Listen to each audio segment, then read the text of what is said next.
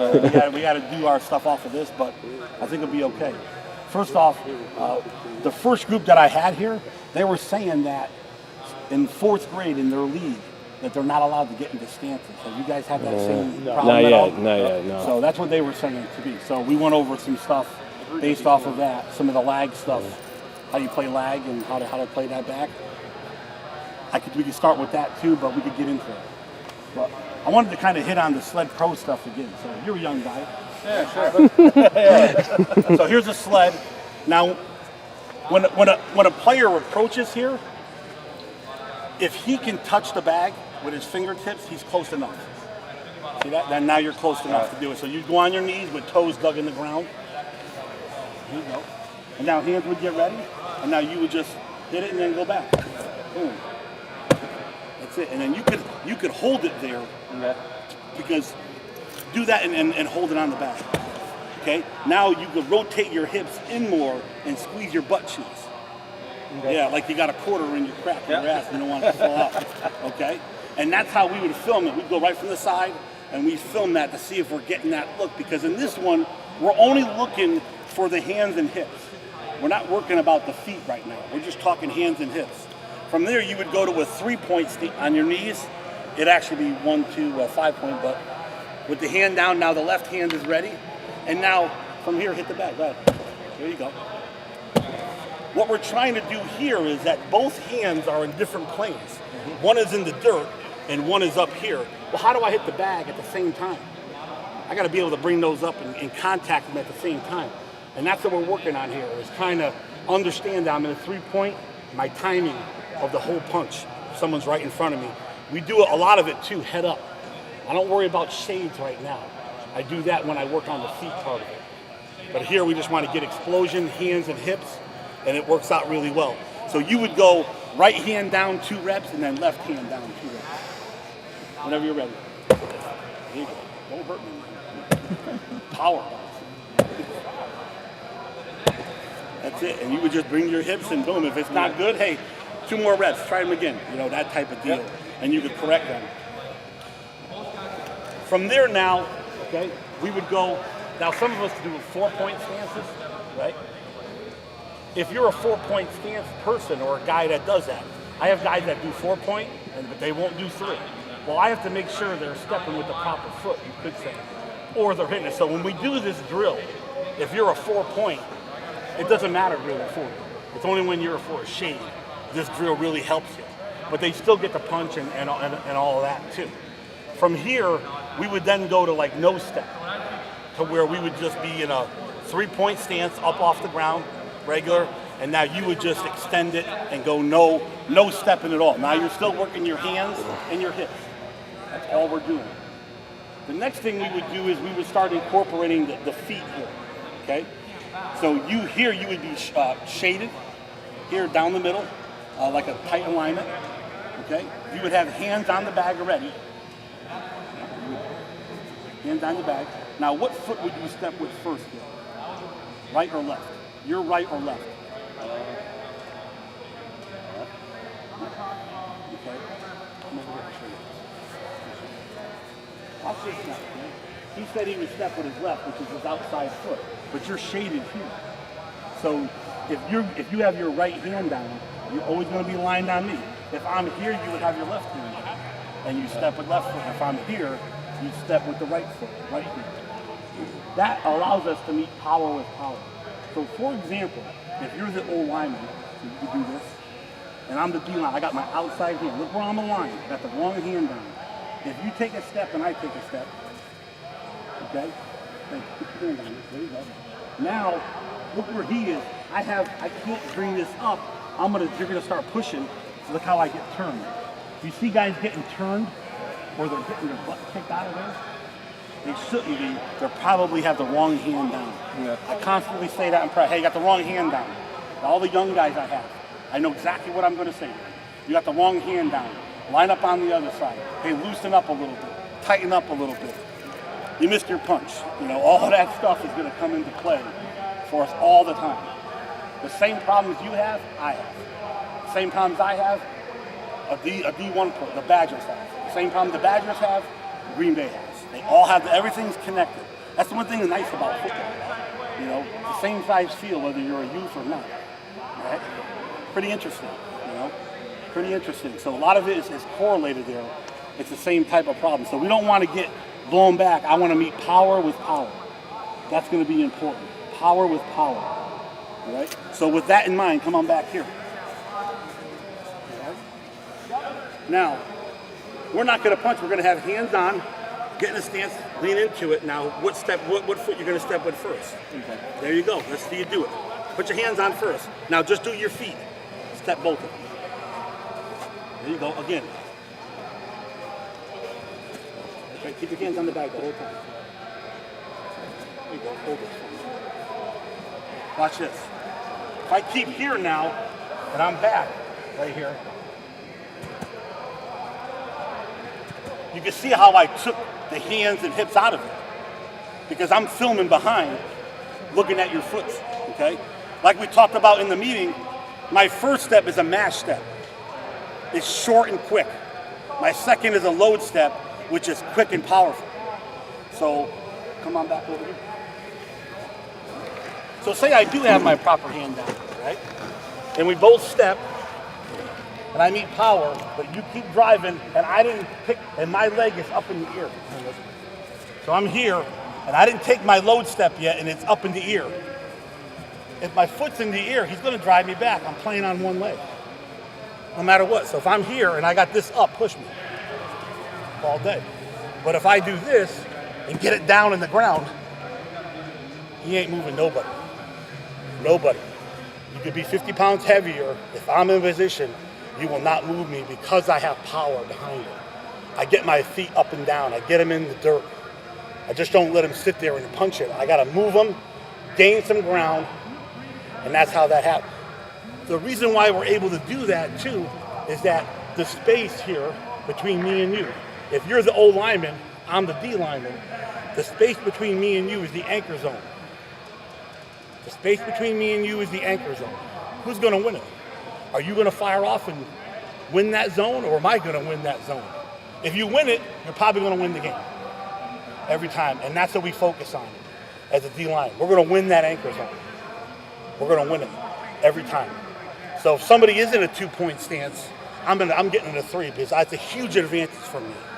If you're in a 2 and I'm in a 3, huge. If you ain't moving me, no way are you moving me. I don't care if you even get a double team, you ain't moving me.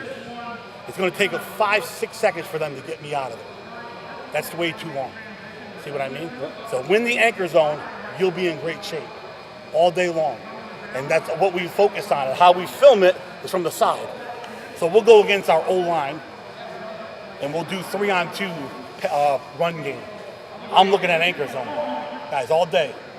You know, and if we ain't winning it, we got problems, big problems on our hands. We're going to get hammered, big time. That's just some of the things that we'll end up doing. So when we want to focus just on the feet and win the anchor zone, that's what we're looking for. The mash and load step, let's win it. And let's have good position here and be able to do this. Come over here.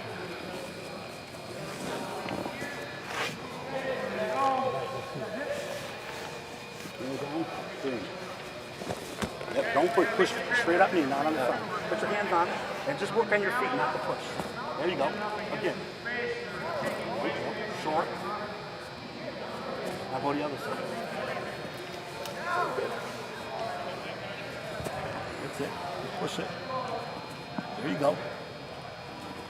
That's it. Short and quick. Okay. And you're going to be in good shape on it. It's a good drill to keep them aligned. Here's the problem. Now watch this. You have shade over here. All right? Don't put the hands on. I just want you to take one step. That way. What happened? Look where you are. Are you still shaded? Not really. Not really, right?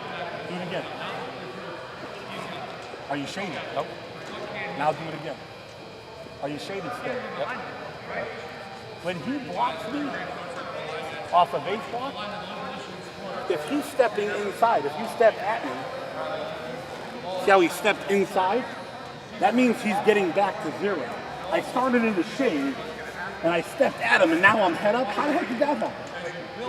Because when you're stepping at the man, don't want to do that. You want to step at his toe, right where I'm aligned.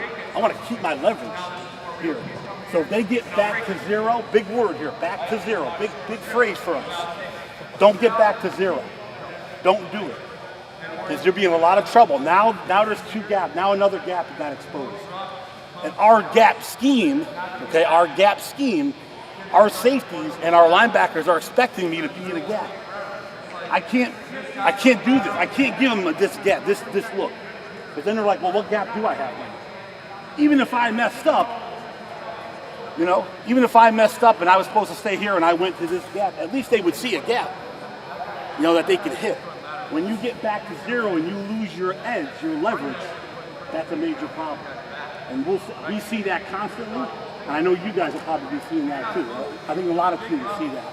And that's a constant fight here to stay disciplined with the footwork. That's why we constantly work on that mash and load. We work on winning the anchor zone, and we work on speed, getting off the ball, which is huge for us. Real big. All right? Lag, two hands. Hold on, get this hands on you, right? Yep. Good. Where's my other young guy? Did he walk away? He did? Come on, you can help me. Come on. All right. You ready? I have one arm. You sure? Okay, now what do you do? Come on, buddy. Now watch that idea. So we were just talking about playing a man. We're going to double team. We were just talking about playing one man. He blocks me, I'm on him. I got to win the anchor zone, maintain my leverage. But what if you punch me now? What if you come here? You can move right up on him. You don't have to get right up on the line, right? Here we go. When he hits me, then you got double team. Set, hit, boom. There we go. Now we're practicing double teams. But if you notice though, he's only aligned on one man. He's not aligned on both of us. He's not in the gap. He's in the gap, but his hand is on me. Put your left hand down. I know your hands are going to him now. See that? Put your right hand down. Your hands are coming to me now. I know that. You're playing me. I know that as a D lineman, as an O lineman. Okay. Now maybe not at the youth age, they may not get that concept. But as they get to high school and they get older, they're going to start seeing that these guys are pretty smart, and they're going to know where he's attacking. You see that? Now at Oshkosh, we have safeguards against that. Teams can't base that off of us. Because I'll be aligned here, but I'm still blowing B gap. So we do some ghost stuff, some spying, and we're able to get to that. I got some really good players that are good thinkers, and they can adjust it all themselves in here. There's a big difference for them if you understand this concept. That even though I'm in a gap here, an A gap, well, playing him out here is different from playing the gap than from playing him. Big difference. I can play a lot, We'll line up on the guard here, okay? If we're supposed to be a one, I'll say, hey, G it up. Now I'm playing you because he's the one that's going level 2. This guy is not good. He's not going level 2. So heck with him.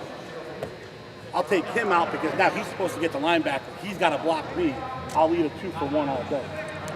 The guy that is going level 2, we call the inside point man. He's the inside point guy. He's going level 2. There's only so many guys that they're going to send level 2. In high school, maybe there's 2 guys that can get to level 2. In colleges, maybe 3, possibly 4. We're going to find those guys and we're going to line up on them and take him away. I don't care if he goes level 2. He ain't blocking no linebacker in space. But he's the problem. See that? We could do that. I can do this here and put the guard on him right here instead of having the nose tackle on him. So we do some stuff like that. But you got to understand that, okay? If the man I'm lined up on, I'm going to put hands on. If I feel the double team here, I'm not going to switch off. That's a problem. I keep my hands on the man I'm lined up on. Because that way I don't let him go level 2. Now, if you stay on me, I'm going to work into the double team. Now, what if you come off of me and go to level 2? I can get back to my stab now. So when I'm in here, I can't panic. Don't have him fight out of a double team. Have him eat the double team while staying in good position because that guy's coming off. And when he does, you better be making the play. You're working your hip into him. You keep the feet moving, chopping, or Oh, you yeah, I would keep it moving, yeah. I would keep it moving as best you can. What we try to do is this. Right over here. You be the guard. So if I'm on him here, and I punch here, and I feel that, I put my hands above my head. See my hand above my head? We call it a post mount. Because now that allows me to what? Get even in there more so. If I can get him working that way, I punch here and work this way, I'm working him laterally, I'm working away from that. That's hard. And I'll tell you why we don't do that. And I'm not saying you shouldn't do that, but I'll tell you why we don't do that. Make a pile of a double team. So we get a double team here, right? Come on up. We're here and I get a double team. If I fall down, he's gonna lay on me and you're gonna go level 2. They get what they want. See that? Good zone team, they're gonna get what they want and that zone blocking scheme. So that's why we work into you and try to post mount to hold to eat that double team longer till our help arrives. Come back over here. Say I'm in this gap. Here's the guard and here's the tackle. Here's the outside linebacker. If you're up on the line, more towards me, he's up on the line, who you worried about? Who you worried about? Go back off now. Who you worried about? Double team's coming. So for us, when I have a guy that's hard here, I know I'm probably going to get a single block. Because if they double team me, he's off the edge. Now maybe they want that, okay, but that's how we're going to play it. See that? If he's up on the line, okay, you're going to take one step at him. You're going to take me. I'm going to come over here. You're going to block me. Come underneath. And now he's free. So when they give us that scheme, we call it phantom. It's phantom. We're going to stunt it. See that? Because it's one-on-one blocking. If we can find out and diagnose one-on-one blocking, we can run stunt that all day. We're blocking him. I'm picking him. He don't even know it's coming. You see that? All day long. If it's a double team here, well, either you're hard and off the edge or you're off the ball. But I know that. So down at distance wise, you'll do that short, even run short. If they give us for us it's backfield set. If they give us certain backfield sets, we know what they're running or what they could run, and that eliminates it. Now we're down to 2 options. What's he doing? He's got 2